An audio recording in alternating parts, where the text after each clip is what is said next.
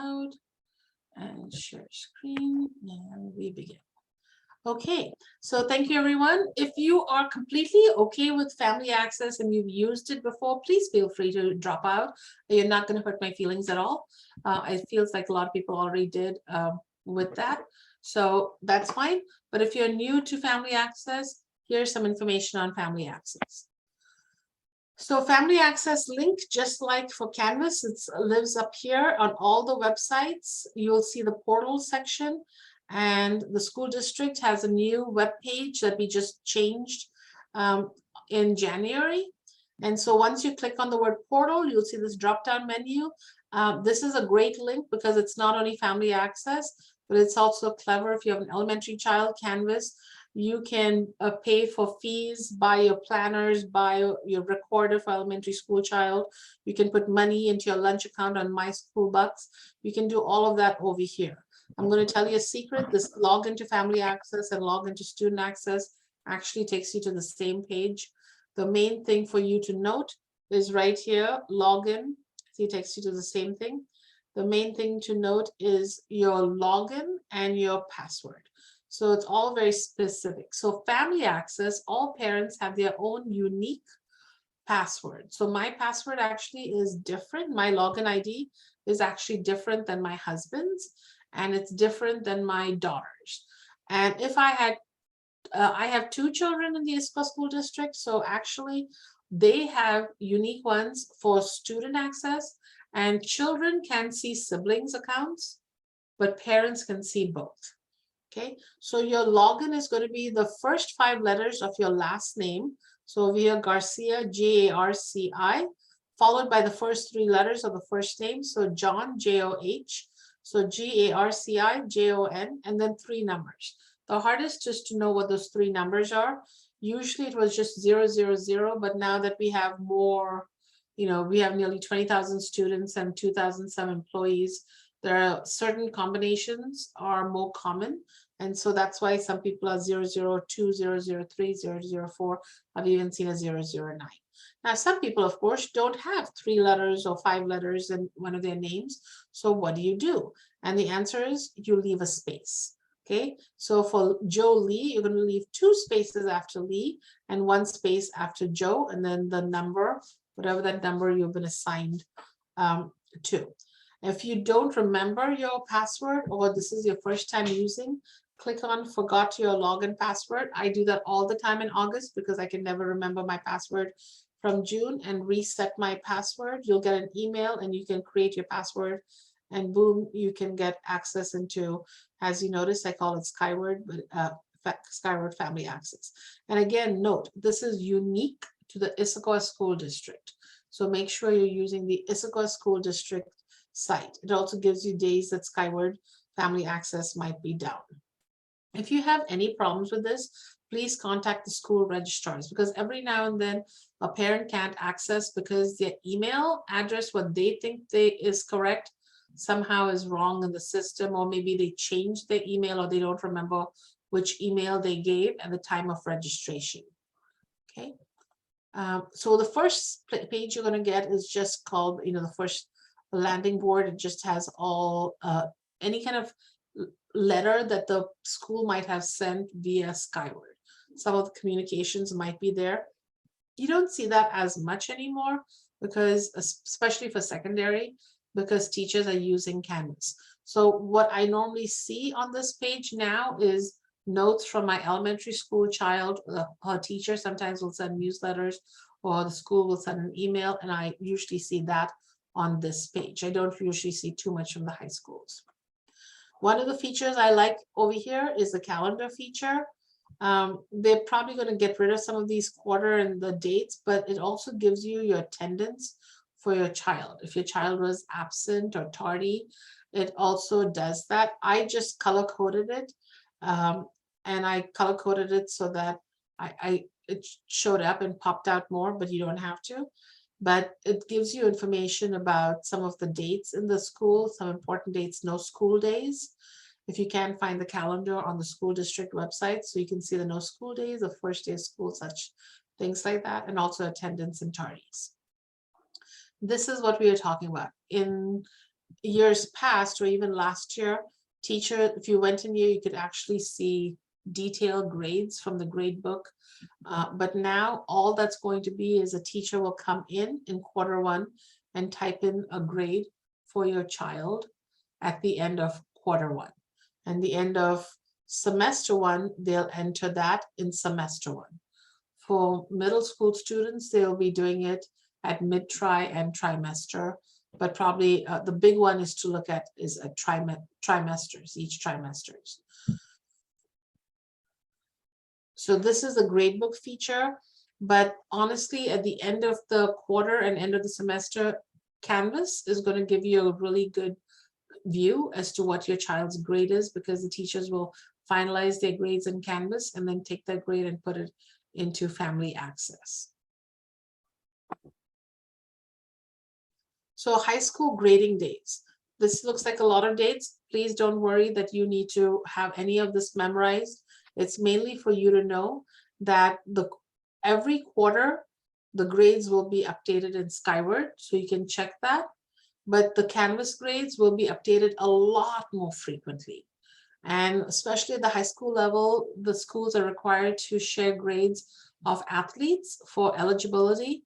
And so that's why we are going to be using Canvas to check eligibility for athletes. But otherwise, Canvas won't have this much information. It'll just be the Q1 and semester 1, and then Q2, and then semester 2 at the end of the year. This one, though, just kind of keep these dates semi in mind, so that you just know, hey, maybe I should check my child's grade at this time, because then if certain times they might have assignments that are due at a certain time, usually at the end of the quarter. And so, you want to make sure that they still can turn in, and it's like a non-negotiable date where they're not going to take any late work beyond a certain period. Middle school grading periods. Now remember, the middle school is divided into trimesters. So every 12 weeks, there's a new grading period, and they're only going to be updating the grade into Family Access. I call it Skyward, sorry, but into Family Access during the end of trimester 1, trimester 2, and trimester 3. And even then, the grades in Family Access Skyward will not be updated for nearly a week, because teachers, after the end of the trimester, they're given 1 week to complete their grading, complete their, any late assignments, catch up with anything the child might have turned in late, or finish grading all the papers that they might have, and to post the grade and finalize the grade in Canvas, and then put that grade into Skyward. So they have approximately a week for that. Middle school, just a reminder, they have middle school students at the end of the trimester. Usually it's a Friday after the end of the trimester. There's a half day. So make sure you are aware of that half day, so that for example, here the last day of the trimester is November 28th. So one of the first Friday, probably after November 28th, something like that, there's going to be a half day. Students will only go to school from 8 something till 11:30, I think, for like 3 hours. And so some parents, it always takes them by surprise. So just note that at the end of the trimester, there's a half day, and the end of the third trimester, it's built in the last 2 days of school are half day, which is different than elementary school. So this is where you're going to find it, in this gradebook tab. And then attendance. This is an important one.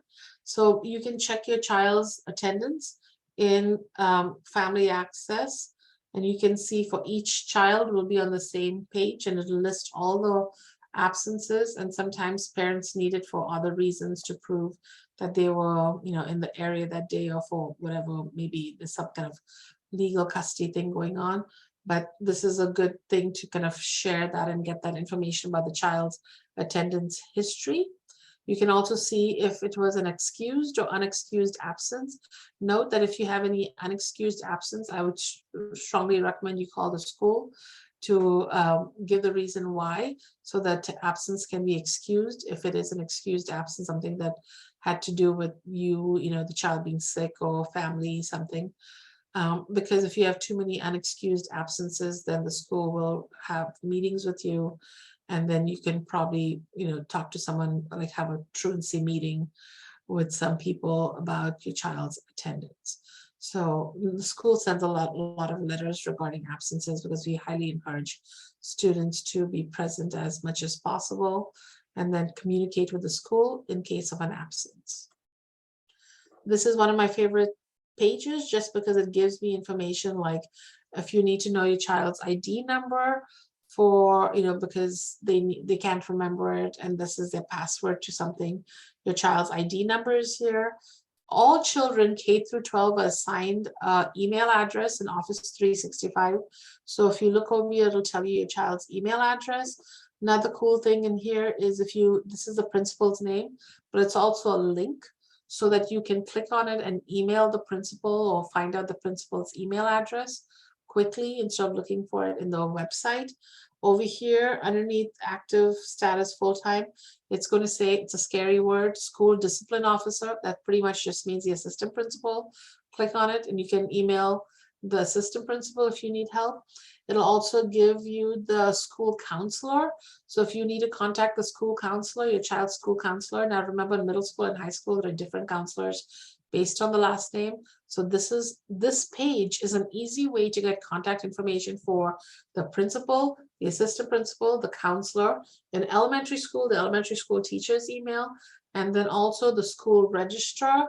The school registrar's email is going to be right here. You can click here and email the school registrar. So this is a good way to get some contact information kind of quickly if you're not sure what it is on the website.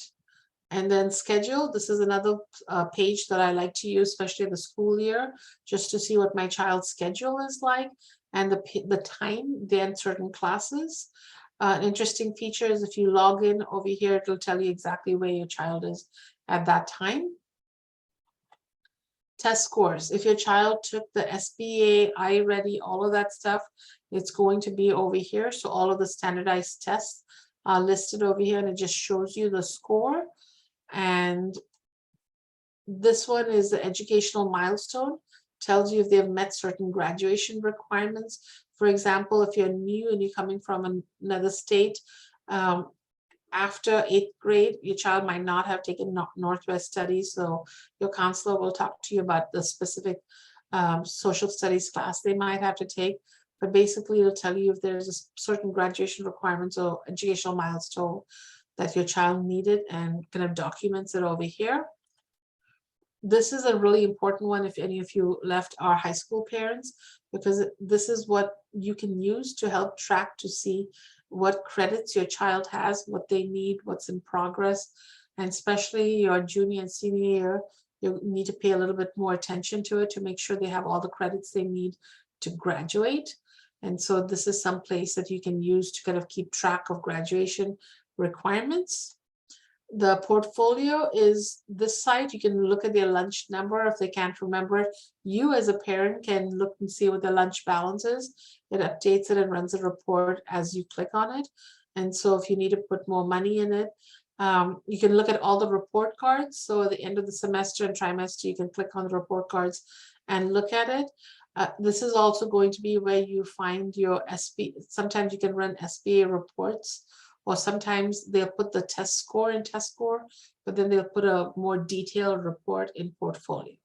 So portfolio is where they keep longer reports, and test score is just a couple of numbers answer, of just the data, the raw score data. Health information, I use that sometimes for, if you're filling out a form and you need to know what dates you got your vaccination, you turn in the card to the school and then they update the site, and so you can always use it. I used it for sending my daughter to Camp or Kyla, or for Girl Scouts. Just sometimes I can't, different camps. You can't remember the dates. You're not getting it from the doctor's office quick enough, or don't want to run to the doctor's office. This is a good place to get it. But if you have any questions about family access, please contact the registrar. And again, family access was used a lot more before Canvas in secondary schools, but now with Canvas, we really don't use family access as much.